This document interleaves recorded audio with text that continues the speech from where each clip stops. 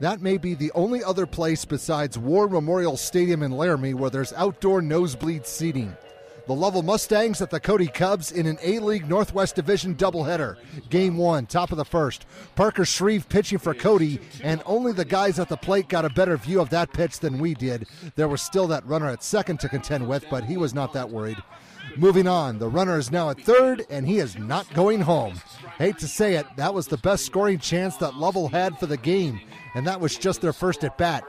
Bottom of the second, no score, runners at the corners. This ended up being a double steal, and there was no chance that they were going to get Brennan Blaylock at the plate. He took off immediately, and that would get the Cubs on the board, leading 1-0. Moving on, 2 runners in scoring position for Keegan Brown. All he needed was one well-placed hit to bring them in, and he was able to do that without much difficulty. Cooper Brown is already in, and he's waiting for Dolan Jones to work his way around from second, and the defending A-League state champs go ahead 3-0. Same inning, bases juiced. This should be a routine ground-out play, but the throw was a little bit off of the mark, and the home team will take advantage of the situation. Keegan Brown has already scored, and Jordan Wasia will do the same. Things are clicking with a 5-0 advantage so far. Top of the third, Shreve still pitching, throwing ice cubes and freezing batters. He did his job with 6 shutout innings and is one of 4 pitchers back from last year's team. A couple of batters later, he would strike out the side. Last year's A-League Northwest Regional runner-ups have enjoyed being a marked team so far this season, and they have been handling it quite well. Bottom of the third, Cody threatening again. Keegan Brown will go the opposite way on this base hit.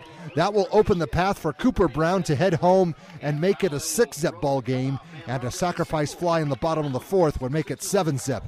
Top of the fifth, defense time. Keegan fires across the field to Cameron Wright, and they had plenty of room to tag out the runner. It would take care of that scoring threat, and the Cubs would get back to swinging the metal. Bottom of the fifth, bases juiced. This play was a trade-off. Trey Dickelson and Wyatt Horrocks would pull off the double play for the Mustangs, but there were no outs when the play started, so Keegan will touch the plate since he was not the target. That would make this an 8-0 game on the scoreboard. Later, now it's 9-0, and we got to give the visitors some love. Dawson Forcella has a pretty good arm himself. He will get the ball to Dickelson in time to cut down the runner. That would prevent the mercy rule from going into effect, and the game would continue on. Top of the sixth, Shreve was still doing his thing. Cody would get a run in the bottom of the sixth when a batter was hit by a pitch with the bases loaded. That would end the first game with a final score of 10-0. On to game 2, and I know that's not his regular water dish, but you got to do what you got to do sometimes to make sure man's best friend stays hydrated. Top of the first, the pitching for the visitors got off to a good start. Jeremy Schneider will claim a victim. Now the trick is trying to stay consistent, which sometimes is easier said than done. Bottom of the first, Cameron Wright is going to return the favor. Little did he know what kind of game was in store for him, and it was one he will never forget. Top of the second, for a while we had a pretty good pitcher's duel going on. Schneider gets one to go down swinging. Unfortunately, all good things come to an end, and everything went downhill from that point on, as you are about to see. Bottom of the second, Cubs up 1-0 on a pickoff miscue.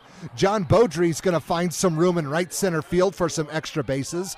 We did not see exactly where the ball went, but he got a lot of distance. Not enough to leave the park, but enough to get 2 RBIs in the forms of Shreve and Keegan Brown. Beaudry would come in later on an error to make it a 4-0 game. Moving down the lineup, this is Cap McClure dribbling a ball into left field for a base hit of his own. Wasia will score, and Wright is not that far behind him. The home team was in business, up 6-0. Bottom of the third, a bases-loaded walk and balk would move the score up to 8-0. Beaudry will go the opposite way, which will allow his team to add on. Shreve is in again, and Cody was trying to finish this one early. Now it's 9-0.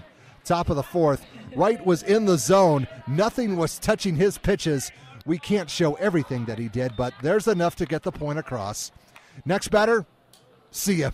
He actually struck out the side in the third inning, and that one that you just saw was number 5 of the last 6 batters, and he claims he was not paying attention to the scoreboard. Bottom of the fourth, the offense wanted to get this game over with. Walker Williams will get in on the hit parade with this single to left field. McClure had to hustle if he wanted to score from second. He would make it with no resistance, and the Cubs now lead 10-0. Run number 11 came in on an error and number 12 on a sacrifice fly. Beaudry wanted to go yard on this hit, and he almost did, just not enough to get over the wall. He had to settle for a double and a ribby instead, as he would bring in Trent Bonenberg, and the home team is now ahead 13-0. And they kept on coming for a little bit longer. Lovell did not have a good day. Connor McLeod with a pinch hit base hit to add to the cause. That would give Shreve a free pass home, and Cody is in control, leading 14-0. Top of the fifth, Wright still on the mound and setting him down. That's punch out number 9, and the 14th straight batter retired. No Mustang has reached base. If you haven't figured out by now, he's flirting with perfection. Last batter, pop foul, it stays in play, and out is an out no matter where it's caught. The only thing we did not do is get a picture of the scoreboard. Cameron Wright gets credit for a 5-inning perfect game, and the Cubs would get the doubleheader sweep, winning Game 2 by a score of 14-0.